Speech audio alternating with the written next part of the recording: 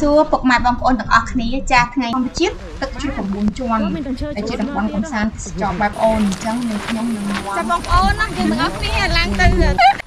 Hi friend, how are you everyone? Welcome to Sarana Travel in the road National Road number 4. I'm going to Afrasia. Yep, I really enjoy it. Something, and I tell you then.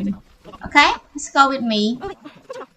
បងប្អូនទាំងអស់គ្នាគឺមានរឿង surprise មែនតើហា